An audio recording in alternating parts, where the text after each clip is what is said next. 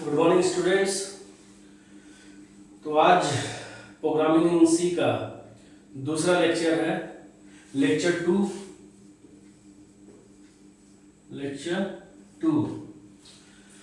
Previously हम लोग discuss कर चुके हैं development of C, different types of compilers, और सी का नाम से ही क्यों पड़ा, और हम लोग कितना फाइल्स क्रिएट होते हैं एक सी प्रोग्राम में।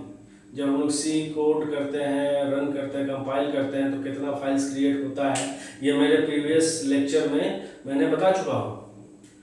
अब जो दूसरा लेक्चर है इसमें हम लोग स्टार्ट करेंगे कैरेक्टर सेट से। कैरेक्टर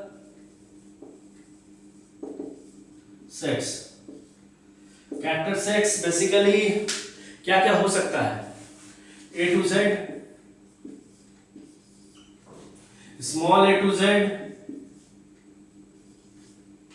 0 to 9, तो ये सब कैरेक्टर सेट्स में आते हैं। तो ये सब जो कैरेक्टर सेट्स में आते हैं तो A to Z, capital A to Z, small a to Z, 0 to 9, इन सब का एक ASCII वैल्यू होता है, ASCII, ASCII value, American standard code of information interchange. तो ASCII वैल्यू, ASCII का फुल फॉर्म यही है। तो अमेरिका में ही बेसिकली बेल लैबोरेटरी में ये डिज़ाइन हुआ है। तो अमेरिका वालों ने क्या किया, जहाँ पे डेनिस रिची ने इसको इम्प्लीमेंट किया, तो वो सोचा कि हर एक कैरेक्टर्स का ASCII वैल्यू होना चाहिए, क्योंकि computer A to Z, 0 to 9 ये सब नहीं समझता है।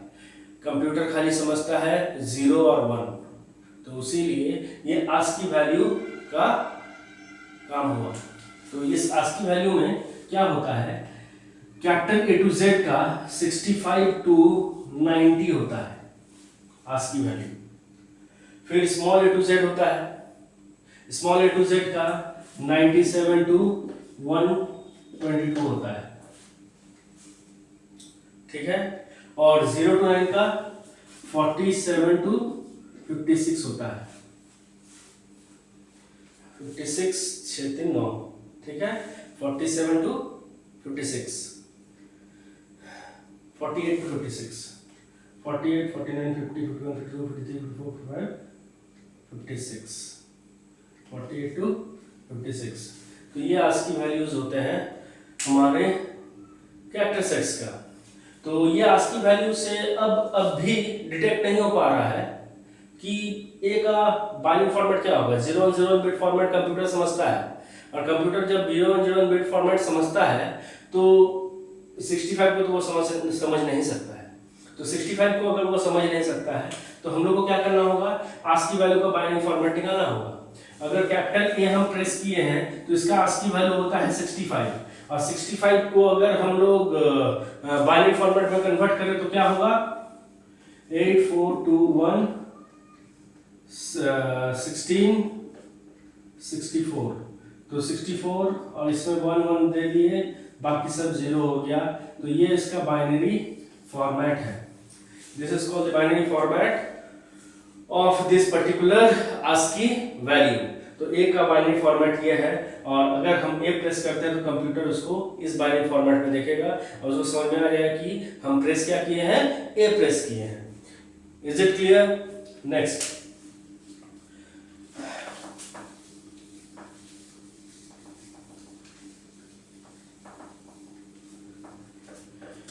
अब हम लोग आते हैं स्पेशल कैरेक्टर्स।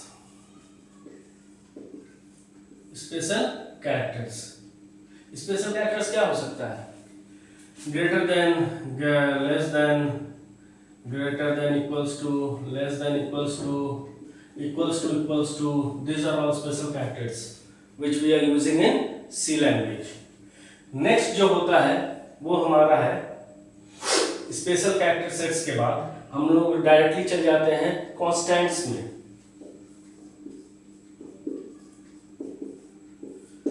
कॉन्स्टेंट्स क्या क्या हो सकता है? कैरेक्टर कॉन्स्टेंट्स हो सकता है। अगर हम एक सिंगल कैरेक्टर लिखते हैं तो हम उसको सिंगल कोट में लिखेंगे, तो that is called the single character. और सिंगल कैरेक्टर ए लिख दिया, ये एक कांस्टेंट हो सकता है, इसको बोलते हैं कैरेक्टर कांस्टेंट। Character constant. उसके बाद हो जाता है कैरेक्टर कांस्टेंट, फिर आता है float integer constant. Integer constant 45 हम लिख देते हैं, ये हो गया इंटीजर कांस्टेंट। फिर फ्लोटिंग कांस्टेंट, फ्लोटिंग कांस्टेंट हो गया 45.6293, कुछ भी हम लिख दिए, ये फ्लोटिंग कांस्टेंट हो गया। तो क्या होता है, कोई भी नंबर अगर हम कुछ इनपुट करते हैं तो उसको हम लोग कांस्टेंट मानते हैं, उसको हम लोग कांस्टेंट मानते हैं। और कांस्टेंट मानने का मतलब है ये फिक्स है, ये फिक्स वैल्यू हम लोग दे सकते हैं by the help of one keyword that is called constant. तो आपका सी प्रोग्रामिंग में क्या होता है कि अगर हम कोई कांस्टेंट कीवर्ड से कोई डेटा टाइप को डिक्लेयर करते हैं तो 100% उसमें जो वैल्यू देंगे वो फिक्स हो जाएगा और थ्रू आउट प्रोग्राम वो फिक्स रहेगा, उसको हम चेंज नहीं कर सकते हैं। तो इसीलिए कांस्टेंट्स जितने भी टाइप का हो सकता है वो कंप्यूटर में, आपका कंप्यूटर प्रोग्रामिंग में बता दिया गया है। तो कोई भी नंबर कांस्टेंट हो सकता है। नेक्स्ट, अब आते हैं स्केप सीक्वेंस।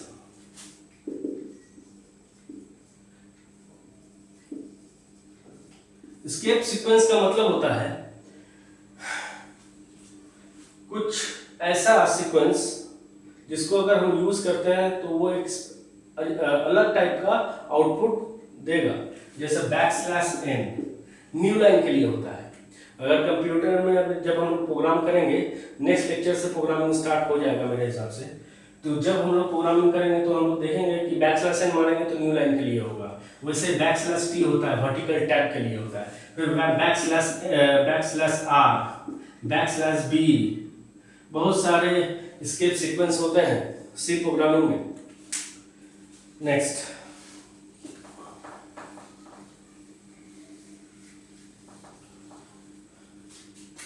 अब हम लोग आते हैं स्केप सीक्वेंस के बाद डेटा टाइप्स। डेटा टाइप्स का मतलब होता है जब हम लोग प्रोग्राम करते हैं तो हम लोग सोचते हैं कि जब हम लोग प्रोग्राम कर मान के चलो कैलकुलेटर ही बना रहे हैं, तो कैलकुलेटर बनाने के लिए हम लोग क्या क्या इनपुट कर सकते हैं।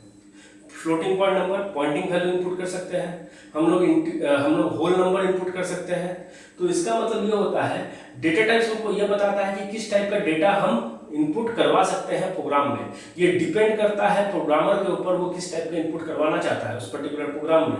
तो इसीलिए हम लोग डेटा टाइप्स देख रहे हैं। तो data types very very important, और ये डेटा टाइप्स जो है, इस डेटा टाइप्स के थ्रू ही हम लोग कोड कर सकते हैं। बिना डेटा टाइप्स का कोडिंग नहीं हो सकता है, नॉट पॉसिबल। तो डेटा टाइप्स तो समझ में आया, डेटा का टाइप किस टाइप का डेटा होगा। तो डेटा टाइप्स बेसिकली दो किस्म का होता है। एक होता है यूजर डिफाइंड डेटा टाइप,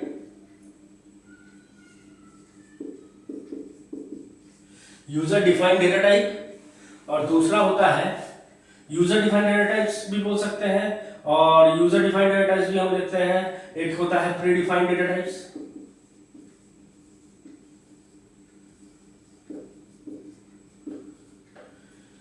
और तीसरा जो हम लेंगे होता है derived data type.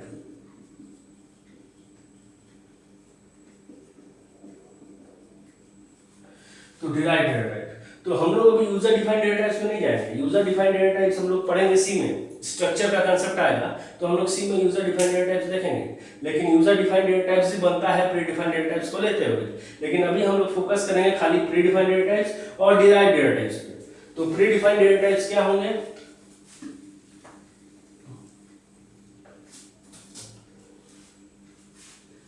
Pre defined data types को बोलते हैं हम लोग primary data types. Primary data types का मतलब प्री डिफाइंड डेटा टाइप। तो प्री डिफाइंड डेटा टाइप का मतलब होता है कि पहले से ही डिफाइंड है। पहले से क्या है? डिफाइंड है।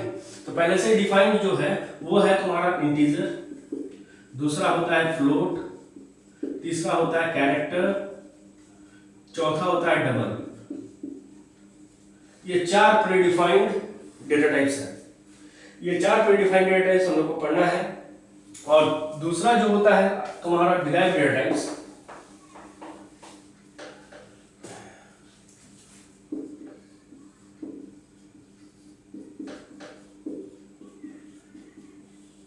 डिराइव्ड डेटा टाइप्स का मतलब होता है कि जो वो डेटा टाइप्स जो कि डिराइव्ड होता है प्रीडिफाइंड डेटा टाइप से। फॉर एग्जांपल एरे, फिर क्या हो सकता है स्ट्रक्चर, एरे, स्ट्रक्चर, इनम, तो ये सब प्रीडिफाइंड डेटा टाइप्स है। और यूनियन भी ले सकते हैं। तो ये सब जो डेटा टाइप्स हम लोग देख रहे हैं डिराइव्ड डेटा टाइप, ये सब एक एक चैप्टर्स है। तो डिराइव्ड डेटा टाइप का मतलब वो डेटा टाइप होता है जो कि प्राइमरी डेटा टाइप से बनता है, that is called the derived data type. तो ये सब हम लोग आगे जाके कवर अप करेंगे। फिलहाल तो हम लोग अभी प्राइमरी डेटा टाइप्स में है। तो प्राइमरी डेटा टाइप्स को प्रीडिफाइंड डेटा टाइप्स भी बोल सकते हैं। और इसमें अब हम लोग देखने वाले हैं साइज। साइज जो है वो बाइट में हम लोग लेते हैं। बाइट का मतलब क्या होता है? 8 बिट बराबर 1 बाइट। 1 बिट का मतलब या तो 0 हो जाता होगा, तो 8 को बिट मिलाएंगे तो 1 बाइट होगा। तो इंटीजर जो है वो 2 बाइट का होता है। फ्लोट जो है वो 4 बाइट का होता है। कैरेक्टर 1 बाइट का और डबल 8 बाइट का। तो ये जो है साइज, ये साइज पहले से डिफाइन कर दिया गया है for up to 32 bit operating system. अगर 64 बिट ऑपरेटिंग सिस्टम की बात करें तो बाइट चेंज हो जाएगा। यहां तक क्लियर है? अब हर एक डेटा टाइप्स का अपना कुछ रेंज होता है। रेंज का मतलब होता है कि हम उसके अंदर में ही वैल्यू ले सकते हैं, उससे ज्यादा वैल्यू हम लोग ले नहीं सकते हैं। तो आपका इंटीजर, फ्लोट, कैरेक्टर, डबल, ये 4 जो डेटा टाइप्स देख रहे हैं, 2, 4, 1, 8 बाइट, तो इन सब का रेंज है कुछ। उस रेंज के अंदर में ही हम लोग वैल्यू ले सकते हैं। जैसे इंटीजर का -3 to रेंज अगर लेते हैं, -3 to 768 to +3 to 767, ये इसका रेंज है। ये इसका रेंज है। अगर हम रेंज की बात करें तो रेंज को भी हम लोग एक साइकिल की तरह देखते हैं, एक साइकिल की तरह। 0 से स्टार्ट किए, मैक्सिमम से मैक्सिमम वैल्यू 3, 2, 7, 6, 7 तक जाएंगे, उसका 1 बिट भी बढ़ा दिए तो -3, 2, 7, 6, 8 हो जाएगा। तो इसका मतलब यह होता है कि अगर हम इंटीजर वेरिएबल में मान के चलो एक इंटीजर डिक्लेयर करते हैं, int i इक्वल्स टू 32769 हम स्टोर करना चाहे तो हम ये स्टोर नहीं कर पाएंगे। इसके बदले कुछ अलग वैल्यू स्टोर होगा, लेकिन आप लोग समझेंगे कि ये गार्बेज वैल्यू, लेकिन ये गार्बेज वैल्यू नहीं है। देखिए कैसे होगा। 0 से लेके positive up to positive value कहां तक जा सकते हैं? 32767 तक। यहां पर 32769 स्टोर करने बोला गया है, मतलब i बोल के एक वेरिएबल लिए है जिसका एड्रेस मान के चलते हैं 1000 है। मान के चलो 1000 है, हमको मालूम नहीं है एड्रेस क्या है, लेकिन अगर i बोल के इंटीजर टाइप वेरिएबल लिए है, उसमें हमको 32769 स्टोर करना है, तो स्टोर क्या होगा? स्टोर होगा 0 से लेके 32767 तक, तो ठीक है।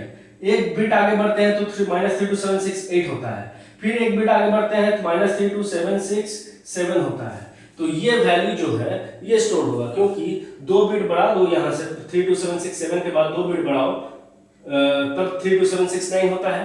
तो 2 बिट अगर हम बढ़ाते हैं तो यहां पे जाके अटकते हैं, तो ये -327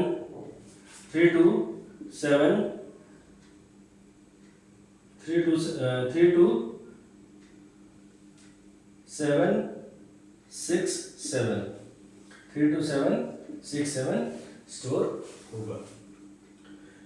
इज इट क्लियर? तो इसका मतलब है फिर से रेंज ये घटते घटते घटते घटते यहाँ पे -1 तक आएगा, फिर यहाँ पे +1 +2 +3 ऐसे करते एंड सो ऑन, ये साइकिल घूमता रहेगा। और हम लोग उस टाइप का ही वैल्यू स्टोर कर पाएंगे जो वैल्यू इस रेंज के अंदर में हो। Is it clear? नेक्स्ट, अब ये रेंज तो हम लोग देख लिए। फ्लोट का रेंज बहुत ज्यादा होता है, -3.2 e to the power 3.2 e to the power -32 to 3.2 e to the power +32। बहुत बड़ा रेंज है, 4 बाइट का है। हम लोग चाहे तो 10 डिजिट का अपना फोन नंबर भी स्टोर कर सकते हैं इसमें। तो ये 4 बाइट का है तो 100% हमारा 9 डिजिट 10 डिजिट का वैल्यू ले लेगा। कैरेक्टर -128 टू +127 ये स्टोर होता है, ये है साइज, मतलब ये यही है रेंज तुम्हारा कैरेक्टर का। और वही अगर हम डबल का देखें, डबल का तो बहुत ज्यादा है, -1.6 e to the power 208 to 1.6 e to the power -208। बहुत बड़ा रेंज है। तो हम लोग ये समझ गए रेंज भी होते हैं, साइज भी होते हैं, ये डेटा टाइप्स हैं। आगे बढ़ते हैं, यहाँ तक तो हमको लगता है कि क्लियर हो जाना चाहिए। तो यहाँ तक इतना हम लोग को समझ में आया कि हमारे पास कंप्यूटर सी प्रोग्रामिंग में 4 ही डेटा टाइप्स दिखते हैं, और इन 4 डेटा टाइप्स में हम लोग मैक्सिमम से मैक्सिमम हम लोग क्या कर सकते हैं, इतना ही वैल्यू स्टोर कर सकते हैं जितना हम रेंज हमको बता रहा है। ये दोनों में तो हम बहुत ज़्यादा वैल्यू स्टोर कर सकते हैं, इसमें तो बहुत ही कम कैरेक्टर टाइप है, और ये जो है बहुत कम है इंटीजर। लेकिन अगर हमको फ़ोन नंबर स्टोर करना हो तो हम चाहते हैं कि वो इंटीजर में ही स्टोर हो, तो इसके लिए क्वालिफायर्स ऐड किए गए हैं। तो डेटा टाइप्स क्वालिफायर्स, हमारा नेक्स्ट क्लास जो है वो डेटा टाइप्स क्वालिफायर्स का है, और उन डेटा टाइप्स क्वालिफायर्स में आप लोग देखिएगा कि किस हिसाब से रेंज चेंज होगा। और वो रेंज चेंज होने के बाद, अभी तो हम लोग डायरेक्टली हम लोग कंसेप्ट को देख रहे हैं, कंसेप्ट को जानने के बाद डायरेक्टली प्रोग्रामिंग में आएंगे, और जब हम लोग कंसेप्ट हम लोग क्लियर रहेगा तो प्रोग्रामिंग ऑटोमेटिकली क्लियर हो जाएगा। तो इसीलिए अभी गौर से इन सब वीडियोस को देखते रहिए। मेरा नेक्स्ट वीडियो जब आएगा उसमें हम लोग डेटा टाइप्स क्वालिफायर्स के बारे में बात करेंगे। अगर आपको कुछ डाउट है तो आप लोग कमेंट कर सकते हैं, वहाँ पे कुछ अगर डाउट है तो क्वेश्चंस पूछ सकते हैं, तो मैं जवाब जरूर दूंगा आप लोगों को। और अगर आपको मेरा वीडियो पसंद आए तो जरूर से सब्सक्राइब और लाइक जरूर कीजिएगा। Thank you.